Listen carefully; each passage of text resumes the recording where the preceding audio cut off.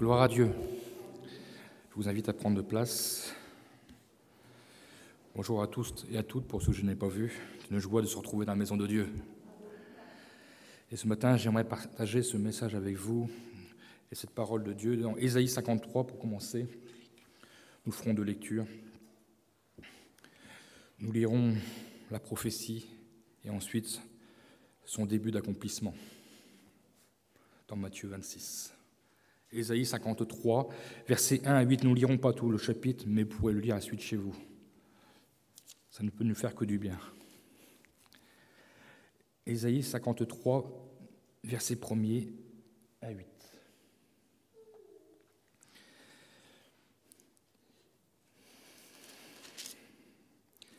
Qui a cru à ce qui nous était annoncé? Qui a reconnu le bras de l'Éternel? Il s'était levé devant lui comme une faible plante, comme un rejeton qui sort d'une terre desséchée. Il n'avait ni beauté ni éclat pour attirer nos regards, et son aspect n'avait rien pour nous plaire. Méprisé et abandonné des hommes de douleur et habitué à la souffrance. Semblable à celui dont on détourne le visage, nous l'avons dédaigné, nous n'avons fait de lui aucun cas. Cependant, ce sont nos souffrances qu'il a portées, c'est de nos douleurs qu'il s'est chargé. Et nous l'avons considéré comme puni, frappé de Dieu et humilié.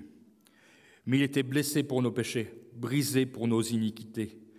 Le châtiment qui nous donne la paix est tombé sur lui, et c'est par ses meurtrissures que nous sommes guéris. Nous étions tous errants comme des brebis, chacun suivait sa propre voie. Et l'Éternel a fait retomber sur lui l'iniquité de nous tous. Il a été maltraité et opprimé, il n'a point ouvert la bouche, semblable à un agneau qu'on mène à la boucherie. À une brebis muette devant ceux qui l'attendent, il n'a point ouvert la bouche.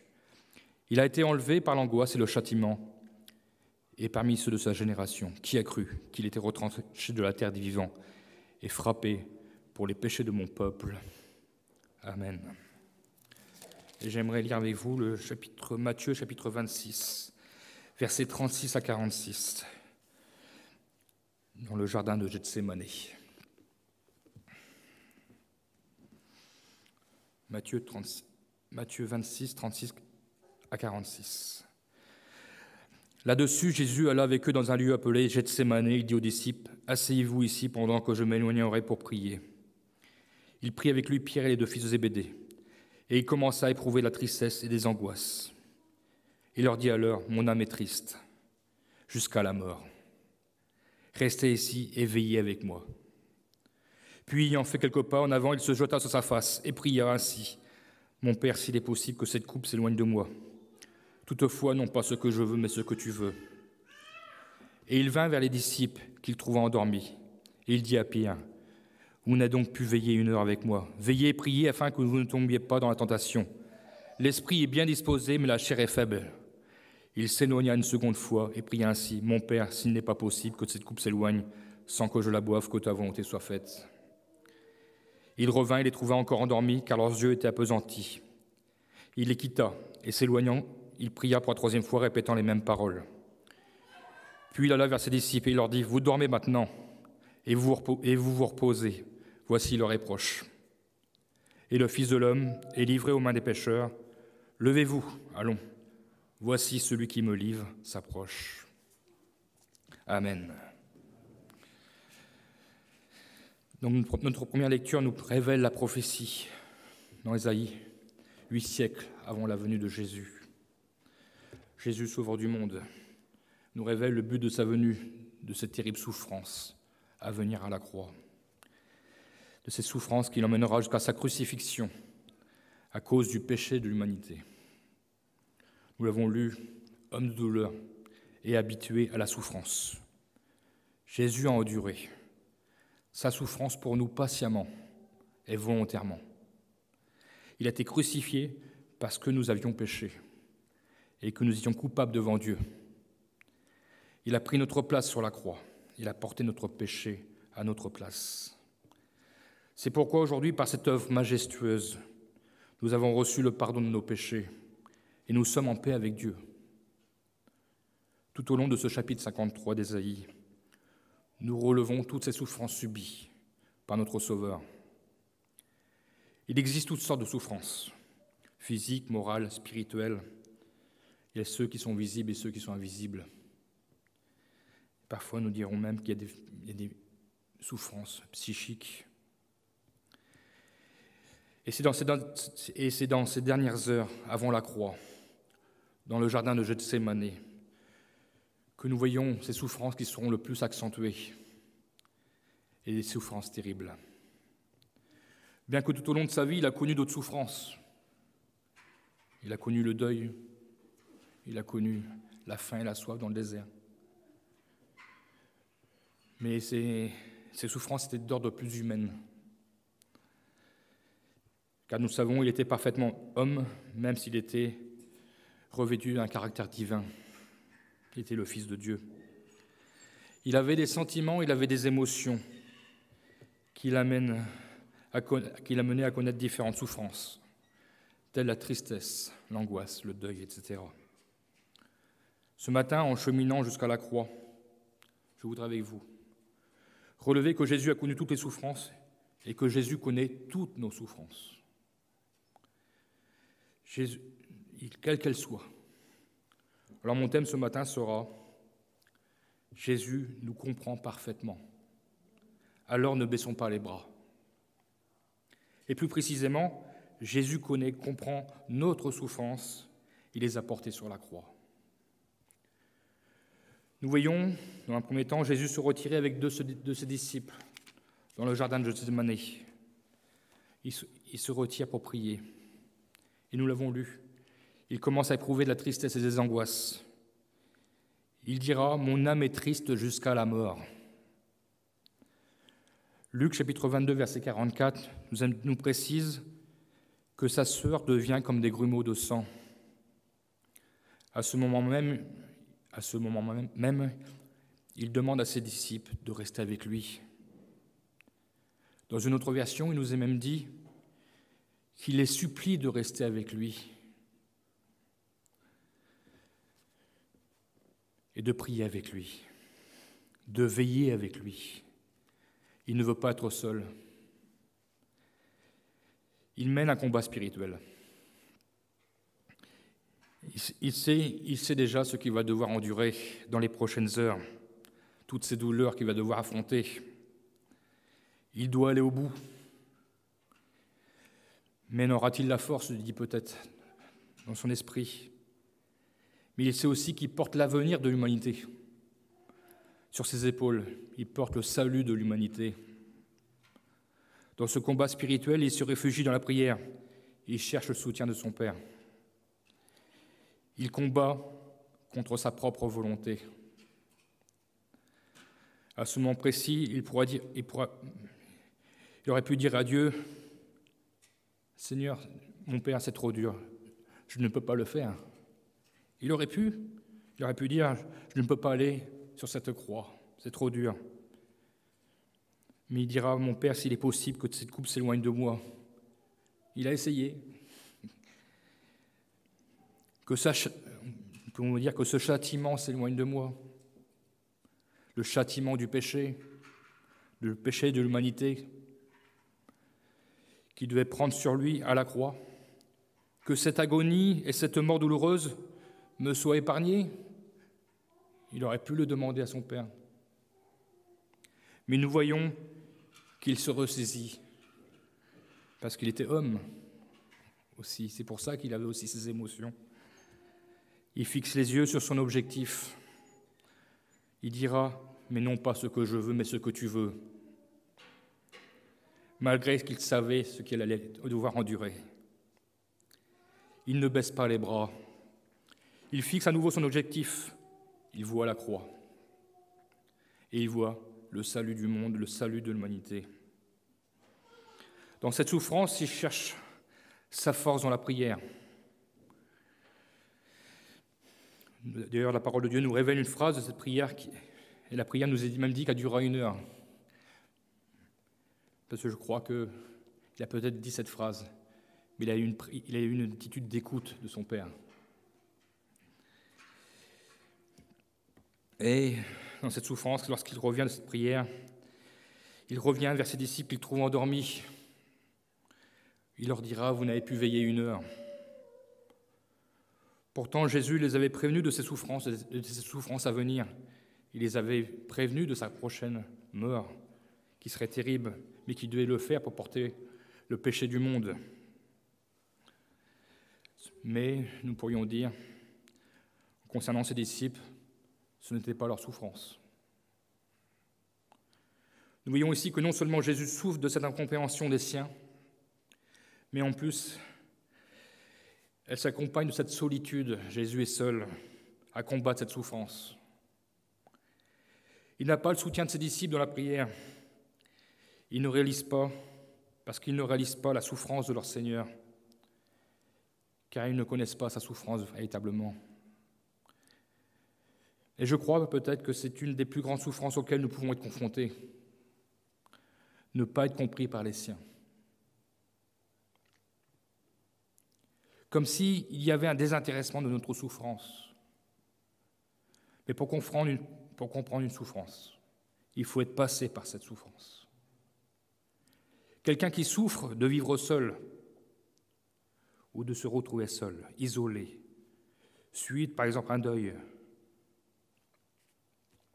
ne pourra être compris véritablement que par quelqu'un qui a vécu la même chose. La même situation. Ah oui, pour les autres qui n'avons pas vécu cette expérience, on compatit. Mais on ne comprend pas. Mais Jésus comprend. C'est ça la bonne nouvelle. Et nous, c'est pourquoi la meilleure des réponses, lorsque nous ne connaissons pas la souffrance d'un tel ou d'un tel, c'est de l'accompagner, de le conseiller dans la prière, de l'accompagner dans la prière, de porter la personne dans la prière, de porter sa souffrance, parce que nous ne comprenons pas, parce que nous savons que Jésus saura consoler son cœur. Jésus saura l'épauler dans sa souffrance, et si c'est la volonté de Dieu, pourra même le délivrer de cette souffrance. Nous l'avons parcouru dans la parole de Dieu. Jésus n'a pas été accueilli par son peuple, pourtant il avait fait de nombreux miracles. Mais dans sa famille, il n'a pas toujours été compris. Et par ses disciples, ils ne pouvaient même pas veiller une heure avec lui. Ils étaient dans cette incompréhension du danger qui se préparait, l'arrestation de Jésus. Pourtant, ils avaient été prévenus.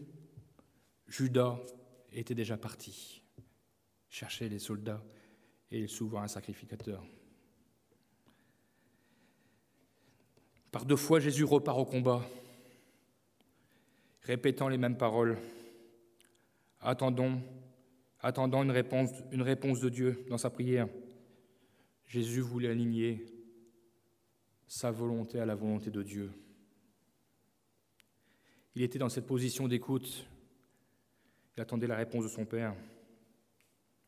Combien de fois nous souffrons? Nous prions, mais nous croyons que Dieu ne nous entend pas. Mais même si Dieu ne nous répond pas, dans l'instant, il entend. Et il nous donne la force de continuer le combat. Et il nous donne de pouvoir rechercher sa volonté, pouvoir s'aligner sur la volonté de notre Père. Alors c'est ici, isolé, dans l'obscurité, seul face à face avec son Père, dans l'intimité, que Jésus, je crois on peut le dire, a combattu peut-être le plus grand combat de sa vie. Un combat spirituel hors norme. Il nous montre même par son exemple que même si nous sommes incompris, Dieu le Père entend nos prières. Jésus qui connaît notre souffrance sera un soutien indescriptible, solide comme le roc, sur qui nous pourrons nous appuyer. Alors ne baissons pas les bras, continuons le combat. Judas était parti chercher les soldats. Jésus attend leur arrivée. Il aurait pu partir. Puis Judas serait arrivé et aurait trouvé le jardin désert. Mais l'œuvre de Dieu ne serait pas faite. Jésus ne se dérobe pas au plan divin. Il continue son combat. Et nous voyons par la suite, au verset 55, nous ne l'avons pas lu, dans le chapitre de Matthieu, chapitre 26, verset 25, ils nous disent que tous les disciples l'abandonnèrent et prirent la fuite. Encore une fois, il se retrouve seul. Il a été arrêté. Et les disciples prennent la fuite. Il va devoir affronter seul la suite des événements face à ses accusateurs. Même le disciple Pierre, celui qui lui avait répété qu'il l'aimait 3 fois, va renier Jésus. C'est humain. Pierre a pris peur. Nous voyons que face aux pharisiens, face au souverain sacrificateur à plusieurs reprises, Jésus va connaître des souffrances morales. Il va être interrogé longuement. Il va entendre des blasphèmes, des critiques, des intentions malveillantes. Ils vont même lui demander un signe. Ils vont vouloir discuter, ils vont lui poser des questions pièges, des complots vont se mettre en place, des ruses. Tout au long de la parole de l'Évangile, nous voyons tout ce qui s'est acharné contre le Seigneur. Il y a eu des faux témoignages, des moqueries. C'est ce que nous vivons dans le monde, confrontés tous les jours.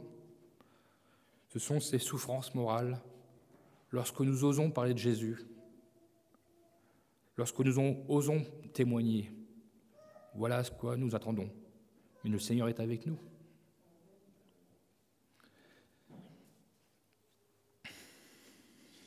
Jésus, quand il est accusé, gardera le silence à plusieurs reprises pour que s'accomplisse la prophétie.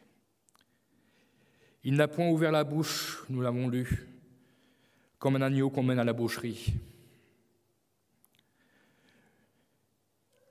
Nul doute qu'il aurait aimé répondre, je pense. Il aurait aimé montrer la puissance de Dieu à cet instant. Il aurait pu commander des anges pour le délivrer. Il aurait pu confondre toute cette foule d'accusateurs. Mais il ne l'a pas fait parce qu'il fallait faire la volonté de son Père. Rester sur l'objectif, la croix. Rester concentré. Alors après les souffrances spirituelles, s'en suivra ces souffrances physiques. Au verset 67, il nous est dit, ils lui crachèrent au visage, lui donnèrent des coups de poing et des soufflets. Nous retrouvons Jésus, l'homme de douleur, habitué à la souffrance, méprisé, abandonné de tous. Il est touché dans son corps, il est affaibli, mais il ne répond toujours pas.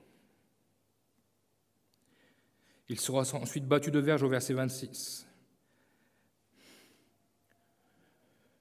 Nous pouvons être touchés, nous aussi, par la maladie dans notre corps.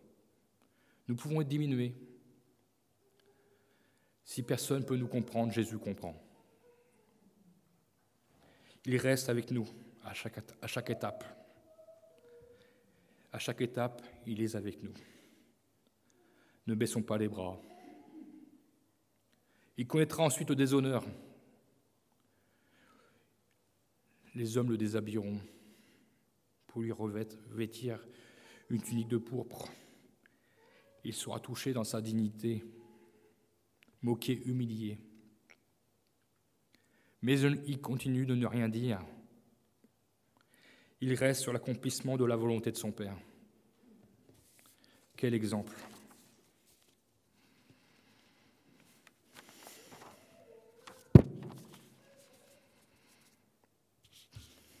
Nous pouvons être moqués, humiliés au milieu de ce monde, à cause de notre foi. Même lorsque nous traversons la maladie, combien de fois nous pouvons entendre des frères et des sœurs, ils ont dit, on leur a dit, mais où est ton Dieu? Jésus nous a montré l'exemple. Il n'a rien dit, il a gardé la foi. Les yeux fixés sur son Père. Il a été ferme dans ses convictions, dans ses choix. Le monde cherchera à nous atteindre par tout moyen, parce que le monde est dirigé par le malin, par le prince de ce monde.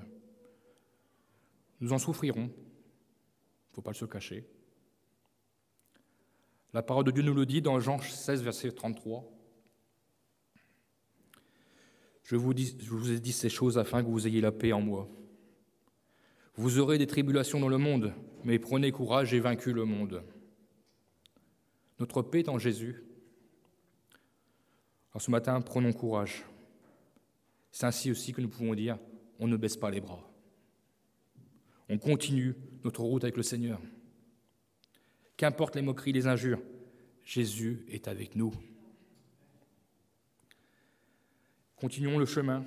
Jésus se charge de sa croix. Jésus commencera à entreprendre la longue marche vers le lieu du supplice, mais il est à bout de force. Sa croix sera portée par Simon de Cyrène, parce que Jésus, à bout de force, il était comme handicapé. Jésus connaîtra aussi l'handicap. On pourrait dire que Simon qui passait par ici devient donc un dommage collatéral. Il est passé au mauvais endroit, au mauvais moment. Mais je crois que c'est une rencontre qui a changé sa vie. Cette image nous montre que chacun doit porter sa croix. Mais souvent dans le monde, même aujourd'hui, même dans nos églises, parfois, nous interprétons mal ce terme de porter sa croix, comme si c'était simplement porter un simple fardeau, comme si c'était simplement accepter une situation difficile, ou simplement vivre avec un handicap. Mais ça va bien au-delà. Au 1er siècle, lors de l'arrestation de Jésus notamment, les Romains forçaient les criminels à porter leur croix jusqu'au lieu de leur crucifixion. À cette époque, porter sa croix signifiait porter l'instrument de sa propre exécution. Matthieu 16, 24, il nous est dit, Jésus dit à ses disciples, « Si quelqu'un veut venir après moi, qu'il renonce à lui-même et qu'il se charge de sa croix et qu'il me suive. » Porter sa croix et suivre Jésus implique donc d'être prêt à mourir pour lui. Vivre pour lui et non pour nous-mêmes. C'est la mort à soi-même. Un abandon total à Jésus. Simon a partagé la souffrance de Jésus. Voyant Simon porter sa croix, Jésus aurait pu arrêter ce supplice. Il a pu dire « C'est moi le responsable ». Nous l'avons vu rarement dans la Bible, obliger les gens à porter des fardeaux. Lui qui a porté le fardeau de chacun. Là, Simon va porter la croix de Jésus. Et Jésus ne dira rien. Il continuera sa route. Il continuera son chemin de douleur. Il ira jusqu'au bout à Golgotha. Son cœur est percé, cloué. La douleur est totale. Et pourtant, Jésus ne voit pas simplement sa souffrance. Là encore, quel exemple. Mais il voit celle de sa mère, qui est à côté de la croix. La précision nous est donnée dans Jean 19, 25. Nous apprenons que Jésus était non seulement avec sa mère, mais il était aussi avec sa tante. Jean 19, 25. Près de la croix de Jésus se tenait sa mère et la sœur de sa mère. Pour ça, je dis sa tante. Marie, femme de Clopas, et Marie de Magdala. Et nous voyons ici encore l'attitude de Jésus. Jésus, voyant sa mère, et auprès d'elle le disciple qu'il aimait, dit à sa mère, « Femme, voilà ton fils. » Puis dit au disciple, « Voilà ta mère. » Et dès ce moment, le disciple l'a pris chez lui. Marie, la mère de Jésus, sait et voit l'accomplissement du plan de Dieu qui arrive à son terme. Elle sait, connaissant son fils, qu'il ne fera pas demi-tour. Elle sait qu'elle va perdre son fils. Elle sait que l'heure est venue, que son fils va mourir. Et je crois que c'est un déchirement pour ce cœur de mère. Jésus voit sa souffrance. Et nous pourrons dire que ce n'est pas la logique des choses quand un enfant meurt avant sa mère. Ou quand un enfant meurt avant ses parents. Rappelez-vous, un passeur de passage, Audrey Peur avait dit « Un enfant qui perd ses parents, on dit qu'il est orphelin. Mais des parents qui perdent leur enfant, il n'y a pas de mots. Ça n'existe pas. Sans doute parce que la douleur est trop forte. » Là encore, nous voyons que Jésus comprend la douleur d'une mère ou d'un père qui perd ou a perdu son enfant. Il l'a vu dans ses yeux. Même dans ces moments de douleur intense, il a la présence d'esprit de confier sa mère à Jean, parce que c'est Jean nous est dit par ailleurs que c'était le disciple que Jésus aimait. Je crois aussi que dans cet ordre qu'il donne à Jean, il donne comme un commandement. C'est comme ça que je l'ai ressenti. Enfants ou grands enfants, prenez soin de vos parents ou de vos aînés. Alors si tu es dans la situation de Marie ce matin, perdu son fils ou qui n'arrive pas à faire le deuil de cette perte, ne baisse pas les bras. Regarde à Jésus, il te comprend parfaitement. Alors Jésus, tout au long de son parcours le menant à la croix, a connu toutes sortes de souffrances, plus dures les unes que les autres. Mais je crois, encore une fois, que sa plus grande souffrance fut celle lorsqu'il cria à Dieu « Père, pourquoi m'as-tu abandonné ?» À cet instant précis, Jésus expérimente le fait qu'il est séparé de Dieu à cause du péché de l'humanité. Tout le poids du péché sur ses épaules, et du coup, il est séparé de Dieu. La tristesse, le chagrin et la douleur sont à leur terme, à leur apothéose, à leur maximum. Nous lisons dans 2 Corinthiens, chapitre 5, verset 21. Car de même que les souffrances de Christ abondent en nous, de même notre consolation abonde par Christ. Je n'ai pas la même version. Ce n'est pas grave. Moi, j'avais celui qui n'a point connu le péché, il l'a fait devenir péché pour nous. Peut-être pas, je me suis trompé dans le verset. Celui qui n'a point connu le péché, il l'a fait devenir péché pour nous. À cause de nous, il était sur la croix. Ésaïe 53, 5, nous avons lu tout à l'heure, il est blessé pour nos péchés. Nous le reconnaissons, nous sommes des privilégiés. Jésus, par sa mort, a déchiré le voile qui nous séparait de Dieu. Si nous continuons à marcher dans l'empreinte de ses pas, dans la vérité, nous ne connaîtrons jamais cette terrible souffrance de l'abandon de Dieu. Jésus a tout accompli à la croix. Continuons ce matin notre route avec Jésus. Ne baissons jamais les bras. Nous pouvons souffrir sur cette terre, mais Jésus est avec nous. Il nous comprend si parfaitement. Continuons de nous confier en lui, en recherchant sa proximité. Qu'au milieu de nos souffrances, que notre cœur puisse brûler à l'intérieur de nous, pour lui, que sa présence réchauffe nos cœurs. Luc chapitre 24, versets 31-32, juste avant de le lire, nous voyons que sur le chemin d'Emmaüs, 2 disciples marchaient avec Jésus, ce Jésus qui était ressuscité. Ils marchaient avec lui, mais Jésus s'était invité à faire la marche avec eux. Mais ils ne le reconnurent point. Tout au long du trajet, il était avec eux. Ils ne l'avaient pas reconnu. Mais maintenant, nous lisons versets 31 et 32. Alors leurs yeux s'ouvrirent, et ils le reconnurent. Mais il disparut de devant eux.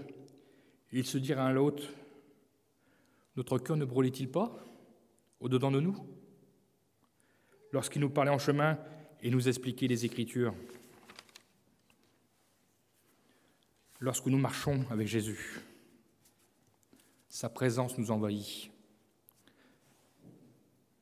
La douleur des disciples d'Emmaüs était sans doute très forte. Mais quand Jésus est venu avec eux, il les a consolés. Par sa présence, par sa chaleur, par sa proximité. Ce matin, quelle que soit notre souffrance, qu'on soit compris ou pas compris, que nous soyons seuls, isolés, Jésus connaît et comprend notre souffrance. Il désire nous accompagner, nous aider à surmonter chaque jour notre souffrance.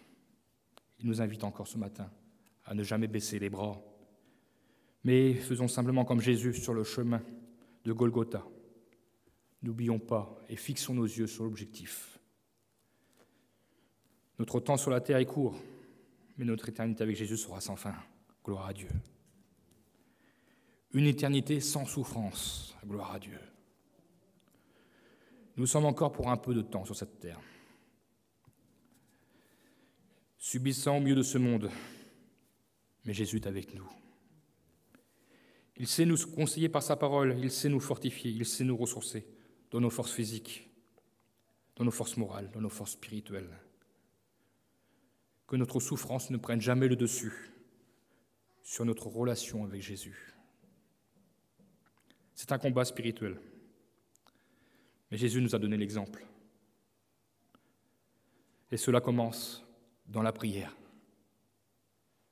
quelle que soit la souffrance. Réfugions-nous dans la prière, cette prière qui se renouvelle jour après jour. J'aurais voulu sortir ce chant, mais je n'ai pas la musique. Je vais vous dire les paroles. Un vieux chant nous dit « Nul ne comprend comme Jésus les problèmes de ton cœur. Viens à la croix de ton salut. Là, il séchera tes pleurs. Aucun, dans la deuxième strophe, nous est dit, n'est si près de toi que Jésus. Confie-toi en son amour. Nul ne comprend comme Jésus ta déception, ta langueur, pour mettre fin à ton malheur. Il reste encore ton sauveur. Gloire à Dieu. J'espère que nous aurons l'occasion bientôt de le chanter. Je ne retrouve pas la musique, même si Tabitha Le Maire l'a repris. Myriam là. On la retrouvera, on la rechantera. Ancien chant de jeunesse, mais qui n'a jamais été d'autant d'actualité. Aujourd'hui, nous entendons des expressions dans le monde qui se servent de la parole de Dieu. Certains disent qu'ils vivent un calvaire sans savoir ce que c'est. J'ai regardé dans le dictionnaire, ça veut dire subir une lourde épreuve physique ou morale. Mais il nous a dit dessous, cette expression fait référence au lieu où le Christ fut crucifié et mourut après de longues souffrances. Je pense qu'il y a des expressions qu'il ne faut pas utiliser à la légère. Regardons à Christ. Il a souffert plus que nous. Il a été incompris des siens. Il a eu l'opposition de ses ennemis. Il a même dû parfois affronter la lenteur spirituelle de ses disciples qui ne comprenaient pas. Et il a eu les tortures physiques et morales à la croix. Alors ce matin, je regarde mon Sauveur. Je lève mes yeux et je ne baisse pas les bras. Que son nom soit béni. Merci Seigneur, merci pour la croix. Merci parce que tu as tout accompli. Je ne méritais pas cela. J'étais condamné avec mon péché. Mais tu es monté sur la croix et tu as été jusqu'au bout, parce que tu m'as aimé. Tu m'as aimé avant que je naisse. Et pourtant, Seigneur mon Dieu, tu as porté mon péché. Tu t'es donné, tu as souffert, tu as été meurtri. Et pourtant, tu as fait la volonté de ton Père jusqu'au bout. Oh Seigneur, quel bel exemple. Alors Seigneur, c'est vrai, ce matin, nous avons peut-être des souffrances de ce monde, nous sommes peut-être incompris par les nôtres, ça peut arriver. Tout le monde ne comprend pas nos souffrances.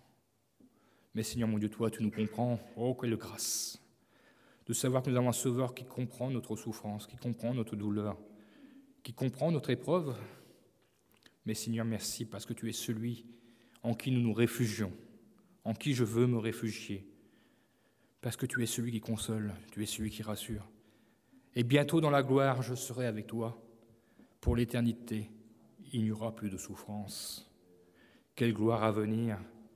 Alors oui, il est bon de souffrir encore un peu de temps sur cette terre, parce qu'un jour je serai avec mon Seigneur dans la gloire. Je ne veux pas faire de compromis avec le monde, je ne veux pas participer à des blasphèmes, à des complots, à transformer ton écriture. Mais je veux serrer la vérité dans mon cœur, ta parole. Celle qui ne doit pas être défaillante dans mon cœur, dans ma vie. Mes choix doivent être fermes, précis, en comptant sur mon Seigneur et sur sa volonté. Que son nom soit béni. Amen, Jésus.